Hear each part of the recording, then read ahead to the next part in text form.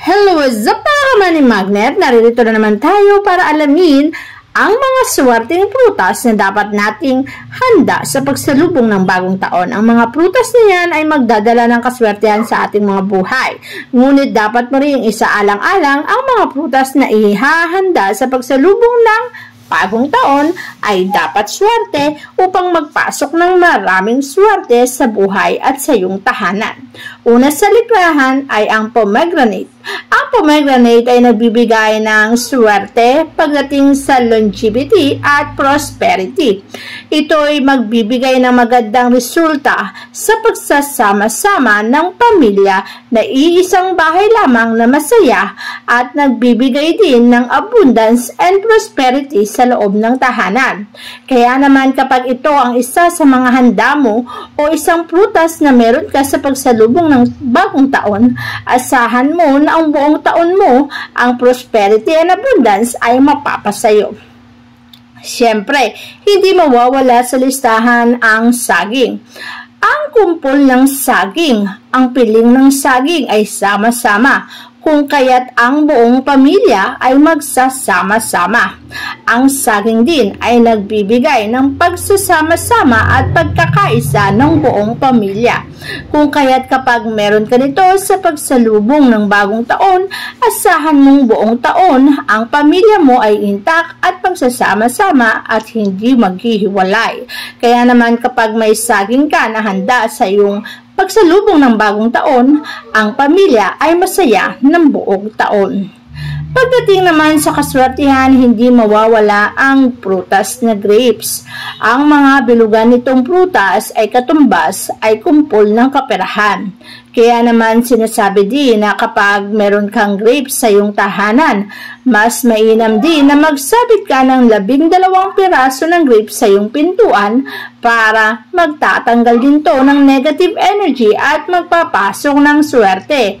Sinasabi din ni Rana sa pagsalubong ng bagong taon ay dapat kumain ka ng 12 prutas ng grapes para sa ganon ikaw mismo ay siswertihin sa buhay. Hindi naman mawawala ang pomelo na nagdudulot din ng kaswertihan pagdating sa larangan ng pamilya mo at ang kalusugan ay magiging maganda sa buong taon. Ang pomelo ay dapat na inihahanda sa pagsalubong ng bagong taon upang ang buong taon nyo ay maging masagana at ang kalusugan nyo ay maging maganda. Kaya naman, huwag kang magpapawala ng pomelo kung nais mong ang kalusugan ng buong pamilya ay naayon at maganda. Hindi rin mawawala ang avocado na sinasabing swerte kapag meron ganito sa pagsalubong ng bagong taon. Kung pera at kasaganahan ang nais mong makamit sa buong taon ng 2024 ay huwag kang magpapawala ng avocado. Ang berdeng kulay ng avocado ay katumbas ay pera. Kaya naman kung gusto mong ang pera ay dumaloy sa iyong tahanan, itong prutas na to ay ihain mo o ihanda sa bagong taon. Siyempre, kung pagmamahala ng gusto mong mangibabaw sa iyong tahanan sa buong taon ng 2024, hindi mawawala ang apple. Ang apple kasi ay magre-resulta ng magandang pag-iibigan at pagsasama-sama ng buong pamilya.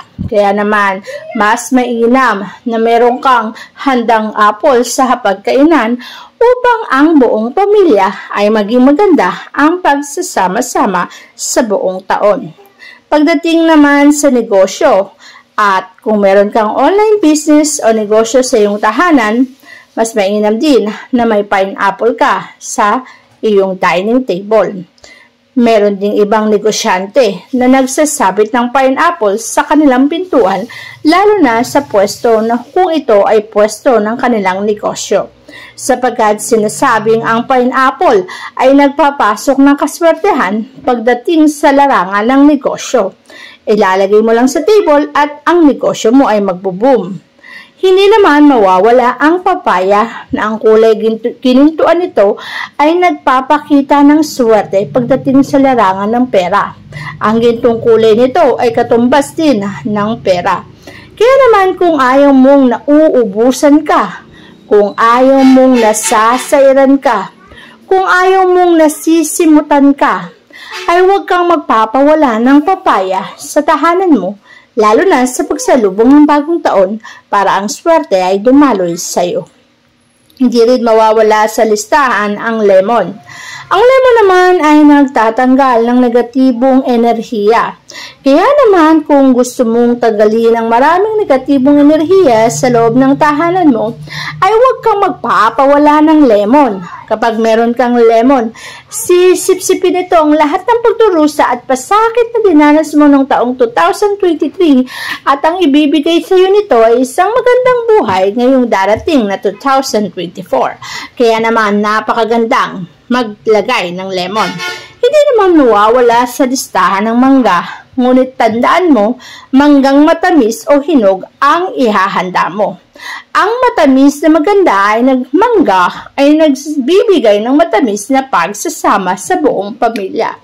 Buong taong matamis ang pagsasama nyo, maganda ang pagsasama at magre-resulta sa intak at magandang pagsasama ng buong pamilya. Kaya naman huwag ka ring magpapawala ng mangga sa handaan mo sa bagong taon. Pagdating naman sa kumpul ng pera, ang oranges at katkyat ay mainam na ihanda sa pagsalubong ng bagong taon. Sinasabi rin na maghagis ka ng mga katkyat papasok sa loob ng tahanan pagdating ng alas 12. Ang katumbas ng maraming kiat-kiat na hinahagis papasok sa loob ng tahanan ay katumbas ng maraming kaperahan na dadaloy sa loob ng bahay. Kaya naman huwag ka rin magpapawala nito. Ang pearl naman ay isa ring bagay na nagdudulot ng kaswertehan kapag meron kang handa nito sa iyong tahanan. Madalas mo mang nararanasan ang kalungkutan sa pagkakataong 2024 ay darating na sa iyong buhay at naghanda ka ng prutas na pearl, ang kalungkutan ay mawawala at sisipsipin at tatanggalin sa iyong buhay. Ang mangingibabaw lamang ay magandang pagsasama ng buong pamilya, kaya't mas mainam na huwag kang magpapawala nito sa bagong taon. Siyempre, hindi mawawala sa listahan ang watermelon. Ang kulay berdeng kulay nito, katumbas ay pera. Kapag hiniwa mo, lalabas ang mga buto nitong katumbas din ay kumpul ng kaperahan at ang kulay pula na ang pag-iibigan ay magiging maganda. Ang lahat ng yan ay magre-resulta sa magandang 2024. Kaya naman kung meron kang ganitong klase ng prutas, ikaw ay siswertihin sa 2024.